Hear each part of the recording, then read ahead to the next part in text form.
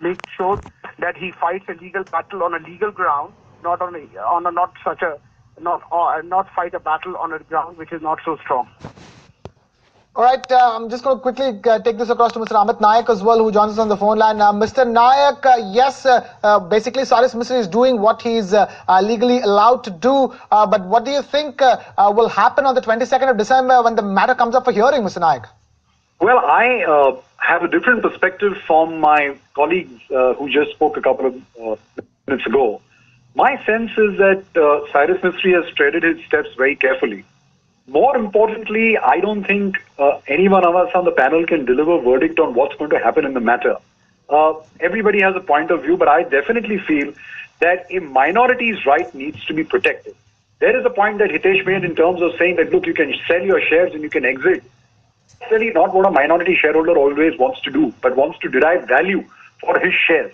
So, according to me, while it's a fact-finding exercise, it's a long legal battle. And I think Cyrus has been treading his steps very carefully. Forget what has happened in the media. He's entitled as a minority shareholder to maintain this petition. Question is what's going to become of this petition. I don't think we can be soothsayers and predict what the result is. But I definitely feel that there is merit in the claim. And obviously, oppression and mismanagement is going to be a fact-finding exercise. And I don't think we can opine at this stage. All right, Mr. Nayak, it's very clear that you think there is merit in Cyrus Mistry's case. Mr. Saraf, would you agree with that?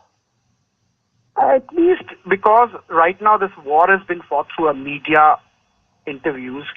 Till date, we have not seen in any of the statements of Cyrus Mistry that there is an oppression of minority in Tata Sons. We have not seen there is a mismanagement. We have talked about corporate governance issues for Listco. So at least I think the entire case is based on facts. We have not seen a fact. And getting a value to a minority shareholder, if a minority shareholder has chosen to be a minority of a holding company, that is neither an oppression nor a mismanagement issue. So I don't understand that issue. But I can clearly see that if there is something which is a related party transaction, something which is oppression, something which is not right, I have not seen any discussion and no interviews of Cyrus has spoken about that. So I'm sure he must be having something to talk about. And as long as he has that, and I clearly feel that what he was doing today, he was doing a lot of accusation. This is at least he's got a right under Companies Act. And as long as the facts support, and if he has facts in his pocket which he's not been sharing it, then maybe he has a good case. Right. So, Mr. Saraf, the point is that whatever facts he has to make a good case, he hasn't brought it out so far. But if he does bring it out on the 22nd of December, then he has a case. We have my colleague Ashwin Mohan as well joining us on the phone line. Ashwin, do you have any questions for any of our panelists? Krishna, Mohit, Ashwin here, and I want to raise a point which was referred to earlier by one of the panelists, and that is the fact that Cyrus has treaded carefully. But let's not forget the fact that after indulging in a prolonged and ugly media war, he has finally moved court. So do you think that could be a ground against him? That why did you not immediately move the National Company Law Tribunal when you were sacked by the Tata Group? Why did you wait for 1.5 months waging this media war and then finally decide to move court? Do you think that's a particular scenario that Cyrus's camp might find difficult to defend? I tell you one thing, I do not believe, irrespective of the other panelists believing that he has played very carefully and he's been very calculated. I don't believe that. I clearly believe that he miscalculated. He never assumed that Tata Sons will decide and will make sure that they will call EGMs and throw him out. He never believed that. And actually that is the reason why he got himself, in a way, more secured in the first two Tata companies meeting. He actually did not think through that issue. He believed that Tata, being like a government company where relationships are more important, they will not do these things. Once he realized that Tata is going to go all out and he did not have a legal right to stay there, he resigned. So in my view, he played without thinking. He believed that somebody will save him. And then he realized that he is still value for himself and for other shareholders, and there was nobody to save him. Today what he's doing is that at least he's exercising a legal right. Till now, he was exercising no legal right. He was actually infringing of Tata Sons' legal right. So I would say it's a total different game. So I don't believe that he's done it. But again, in my view, he has to do something. So he's done something because obviously there was a face-saving issue for him because he believed that all the minority shareholders will support him. That did not happen. He was thrown out of 2 companies. So I would say it's a face-saving device, and the whole success would be based not on allegation but on facts. And I would say that will be a difficult thing, because if he had such great facts with him, he would not be talking about something which was not really which we could not see any basis.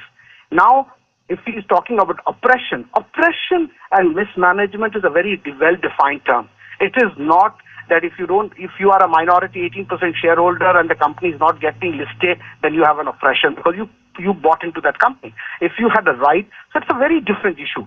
And I am not, at least till maybe he's holding all these facts and figures in his pocket and going to take it out tomorrow. That's possible.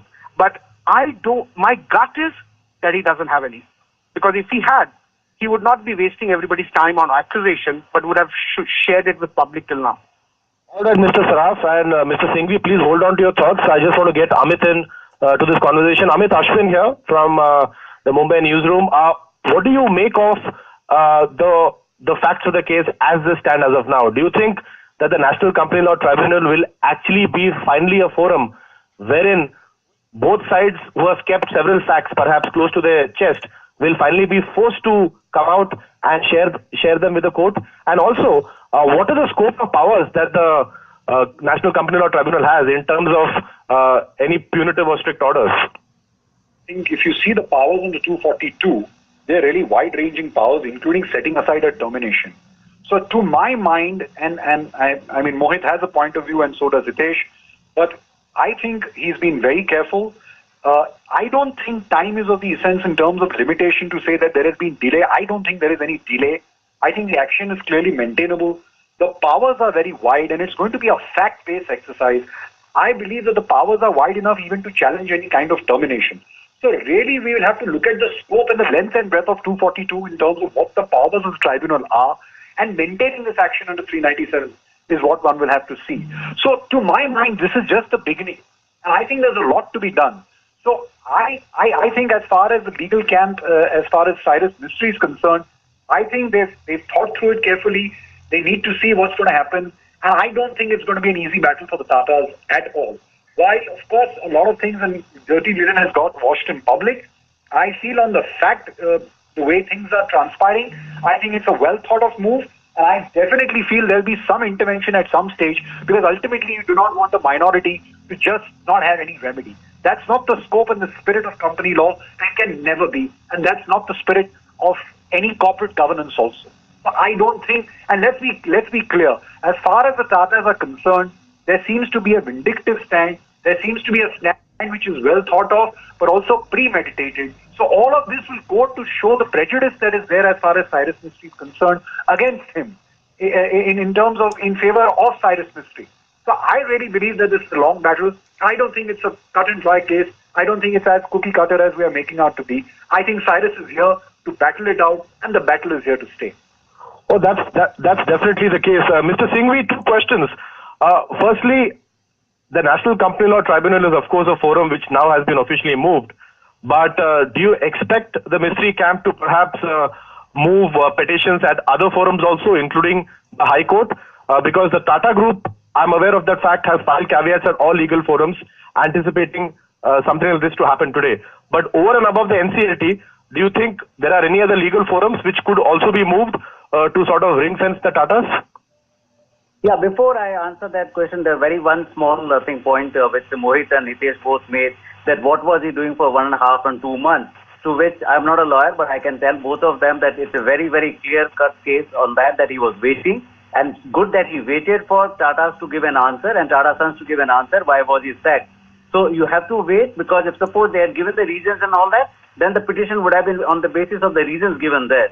But since they have chosen not to give any reason for last 2 months, the reason for Cyrus to have waited is well thought out situation, that he didn't jump the gun by going next week itself to the NCLT and knocking the doors.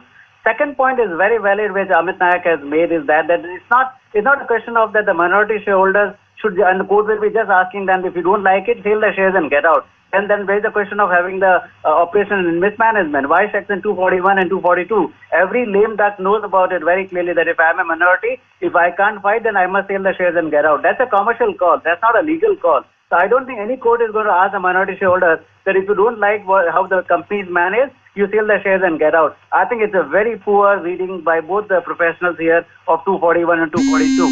So your second question that whether he will move to many other forums, I'm sure he will move. In fact, he waited. In fact, you should give the full benefit to Cyrus that he waited very patiently. He may have sent out a couple of things to the Tata Sons and to media, but this is what opportunity is all about. That you give the opportunity to the other side to comment on those, and you wait for a while. You don't jump the gun. So he waited for a considerable period of time. So all these things will definitely go in his favor, because Tata Sons really dealt themselves in a very, very high-handed situation. They did not give any answers to all the questions asked by him.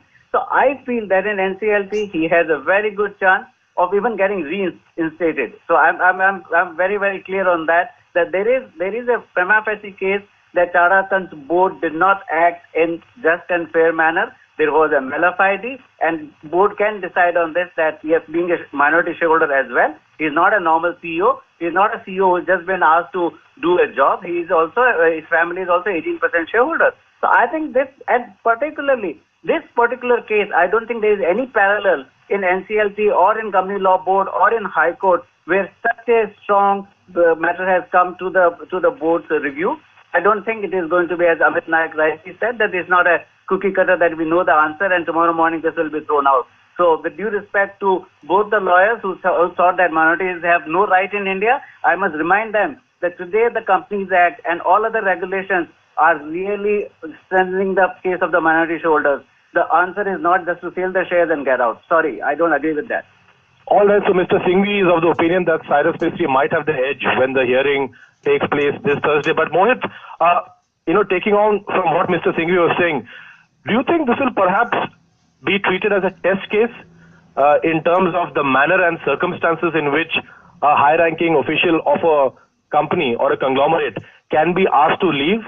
And do you think principles of natural justice is something which will be discussed at length during the course of the proceedings at this case? I'll tell you one thing. First, I want to react to what Anil said. Okay.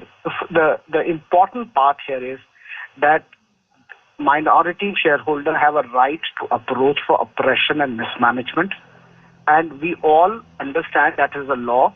And I don't know what Anil understood. I don't understand that, but I don't want to react. What I'm saying is, just because you are a minority shareholder in a company and you do not have an exit right, that is not a sufficient cause to show that you have been oppressed or the company has been mismanaged. That's all I said. So I hope he listens carefully than talking poorly about others. That's number one. Number two, he should listen now, again, a very important part, that Cyrus Mistry did not become the managing director or the chairman of the company by virtue of his own right.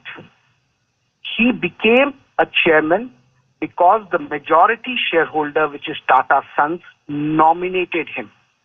In that situation, he was as good as if they had nominated Anil. It would have been the same thing as Anil or me or anybody else. The nominating shareholders have removed him. I don't know what law he understands that he's talking about, that he has a case of oppression mismatch. The majority shareholder who has a right to appoint the managing director or the chairman of the company decided to change it. And that is all we are talking about, and he has a right.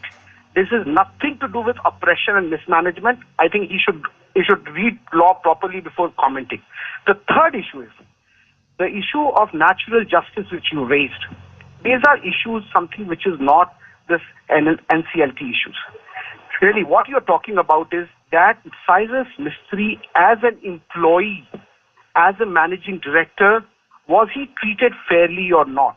And that is a separate issue, that whether he had a right, and we have to look at the contract, if the appointing shareholder decides to ask him to leave, can he stay back and argue that point? And that's a different issue. That is something which I think NCLT does it. It will be almost like I would never expect anybody to get into that issue. They will only talk about oppression and mismanagement. All right, Mr. Saraf, I'm going to take one last word in from Mr. Amit Nayak. Amit, talk to us. You've heard out Anil Singhvi, completely in disagreement with Mr. Hitesh Jain and Mr. Mohit Saraf. I want you to give us the last word on this. Will Cyrus Mistry's case hold up in court? Will the delay matter? How do you think the NCLT will take this case up? Well, my first up is that I don't think delay is going to come in his way. Two, I agree with Mohit and my colleague Hitesh also that ultimately it's a fact-based exercise. But I must certainly say that it's been a vindictive move by the Tatas. And in terms of merit and equity, I think he has a good case. Obviously, it's going to depend on facts and circumstances. But like I said, this petition is here to stay. It's going to go all the way up. I don't think it's going to be an easy battle. At the same time, I don't think that it's really a cut and dry case as far as the Tatas are concerned. I think there is a lot for Cyrus Mistry to say, and I think there's a lot of power under 242. So I think we have to rest our case on 242 and see what the tribunal does. If there is merit, they will exercise the powers. If there is no merit, obviously the petition fails. But I don't think that the petition will fail at the outset. It's here to argue, and he has got an arguable case. So I would say Cyrus Mistry has an absolutely arguable case, and the facts will obviously emerge as we go along. Right, Cyrus Mistry definitely has an arguable case, and there's a lot of weight under Section 242 of the Companies Act. That's the word coming in from Mr. Amit Nayak, Mr. Mohit Saraf, Mr. Anil Singhvi, and Mr. Hitesh Jain. Thank you all four of you gentlemen. Of course, my colleague Ashwin Mohan for putting this big breaking news development on the Tata versus Mistry saga. Mistry finally taking matter to the court, filing a petition at the National Companies Law Tribunal, and the hearing for it is going to happen on the 22nd of December. That is this Thursday. And with that, we need to take a short breather here on ET Now. News and updates and analysis of this breaking development will continue in just a couple of minutes. Don't go anywhere. Keep it with ET Now.